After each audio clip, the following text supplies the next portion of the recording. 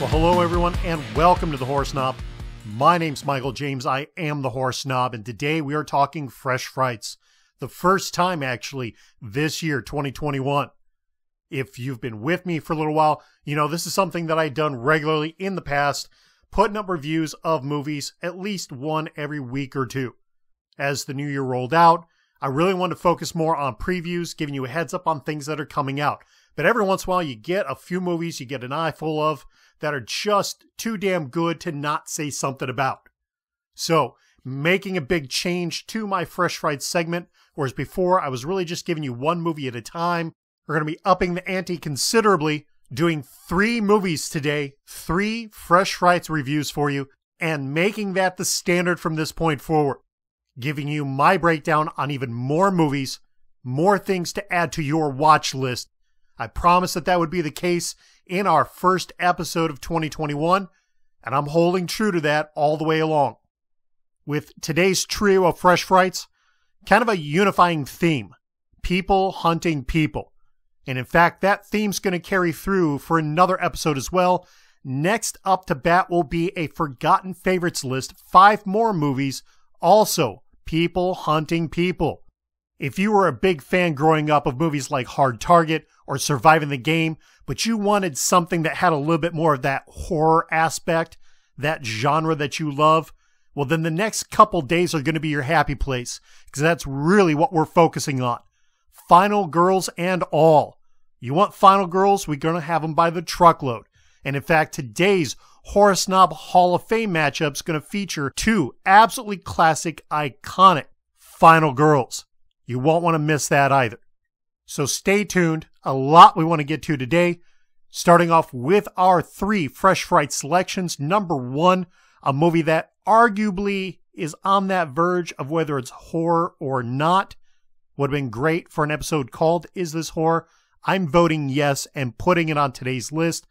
The movie in question, The Hunt. One of those movies that unfortunately went to theaters right before COVID struck. Thankfully now, almost a year later, it is finally available for your streaming or on-demand pleasure on Cinemax. If through the last year you've managed to be unaware of this movie, you don't know anything about it, you haven't heard about it, the brief synopsis on it: a group of people get gathered up, kidnapped, dropped off in the middle of this grassy knoll in the middle of a forest. They're given some tools, weapons to survive with, which is all done as some sort of demented effort to offer balance and fairness, because in the end, their asses are getting hunted. Thus, the name of the movie, The Hunt. Now, that doesn't sound like anything new. We've seen this story before in the action realm with things like I mentioned earlier, Hard Target or Surviving the Game, but also in the horror genre. What is so dynamic about this movie, what makes it so incredible as compared to any of the rest and well worth your watch, is the political message behind this movie. Now, before you get all antsy and want to shut me off because you're not interested in movies with a political agenda, understand that the political message in this movie is pretty much whatever the hell you want it to be. This movie does not lean hard to the left or hard to the right. In fact, what is so brilliant about this movie is that the way the storyline plays out, the basis, the justification behind everything that's going on, depending on your personal point of view, you could see it either favoring you or in opposition to you. And it doesn't matter which side you're on. If you're hard left or hard right, or shit, just straight down the middle. It is glaring how brilliantly this was put together that no matter which side of the line you're on, you find someone to relate to and someone to hate. You can see this movie as being propaganda in your favor or in opposition. All of that wrapped up in a nice, neat little package that also very tightly toes the line between what is considered action or thriller versus what's considered horror. The basis of the movie, in fact, a lot of the things that go on during the movie are really just an action film. No different than the ones I've already mentioned, Hard Target or Surviving the Game. What makes this a horror film is the violence, the manner in which things go on. And some of it is gruesome, and some of it is just absolutely laugh out loud hysterical. Not because it's so fake, but in opposition because there's a legitimate level of realism to it. It points out our flaws, our personas, who we are as people in a political climate, and it exposes it in a way that is gruesome and yet laughable. If you're interested in a movie that's unlike anything you have ever seen, with a story and a message that really appeals to everyone on some level, then this is the movie for you. Check out The Hunt, available now on Cinemax. And number 2, a movie I previewed about a month ago, going back to the beginning of January, an exclusive to Shudder called Hunted. If you missed that preview and you want to check it out, link is provided above.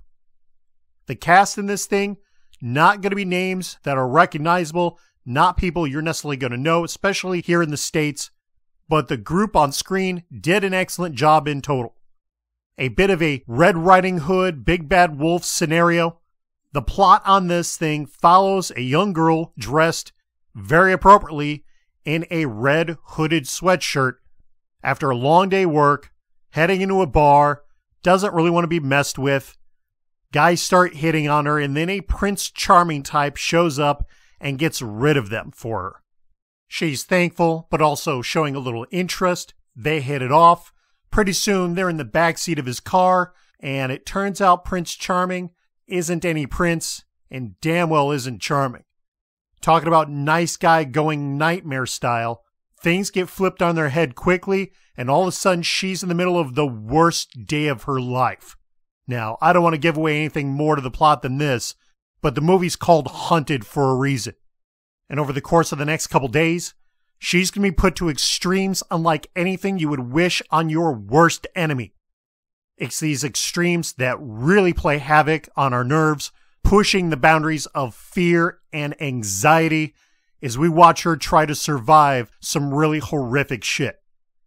Well acted on screen, as I said, but I think the writers deserve some credit here too, not overburdening this movie with dialogue. These sorts of situations don't call for a whole lot of discussion. It's really just run, pant, try to survive, look for water, look for food, try to patch up your wounds, run some more. There's no reason to muddle all that with a bunch of dialogue. Writers did a good job limiting themselves, giving us, the audience, only what we needed to really be able to relate and understand these characters.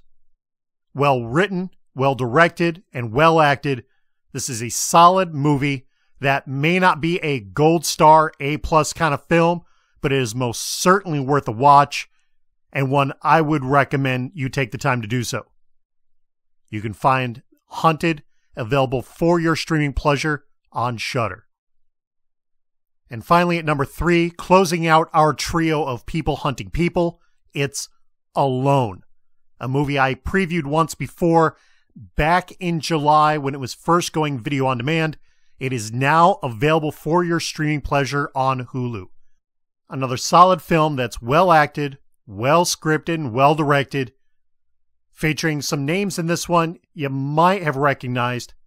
Anthony Held is probably the name, due to his In Silence of the Lambs, Deep Rising. His career spanned more than a few decades now. Couple faces also in Jules Wilcox and Mark Menchaca, probably just murdered his name. Jules you might have seen in Netflix original show Bloodlines. She's also in a movie with Lynn Shay called Dreamcatcher, continuing to dip her toe into the horror well. While Mark, you'll know him from things like Ozark, also a Netflix show, The Sinner, which was on USA for a few seasons, and The Outsider, a very recent Stephen King adaptation television show that was on HBO just a few months back. A really, really good show. Shame that didn't get another season. Of all of them, though, the actors on screen all did a good job. The one person to really take note of here is the director, John Hyams, a guy who is very well versed in horror, having worked on projects like Black Summer, Z Nation, and for those who like the YA side of horror, the sequel spin-off show from Vampire Diaries called The Originals. So after spending time with zombies and vampires, he decides to focus on a more psychological thriller of a horror in something like Alone. And I have to say, he did a damn good job. His two leads played their roles well. Mark is completely believable as a sociopath. He is not physically imposing or intimidating, but there are looks that he gives that are just ultra creepy. He is swallowing your soul every time he looks you eye to eye. And Jules, as an absolutely grief-stricken woman, meek, timid, at a crossroads in her life, and it is a long way from point A to point B in her turn of her character. A really good movie, a surprise winner for me, one I didn't expect much from, and I got a hell of a lot more than what I thought was possible. Again, you can find Alone available for your streaming pleasure on Hulu. Take some time to check it out. I don't believe you'll be disappointed. All right. That's it for me today. As always, I ask you to take a moment, hit that subscribe button and the bell. Stay up to date with all reviews like this, previews, rankings, and more that I pump out on a weekly basis. And don't forget to hit us up in the comment section down below with your vote on today's Horror Snob Hall of Fame matchup. Comes down to two classic, iconic final girls. Going with Heather Langenkamp, portraying Nancy Thompson from the Nightmare on Elm Street series, versus Neve Campbell, portraying Sidney Prescott from the Scream series. I want to know which is your favorite in that comment section down below. And for a chance to win a free 1-year subscription to Shudder, remember that you need to put your comment in down below, be a subscriber of ours on YouTube, and a follower of ours on Facebook. If you like movies like the ones we were talking about today, these people hunting people scenarios, stay tuned. Our next episode up will be a Forgotten Favorites list, 5 more movies of a similar nature, some big-time favorites of mine on this list. You will not want to miss out on that. My name's Michael James. I am the Horror Snob. As always, I thank you for tuning in, and we'll see you next time.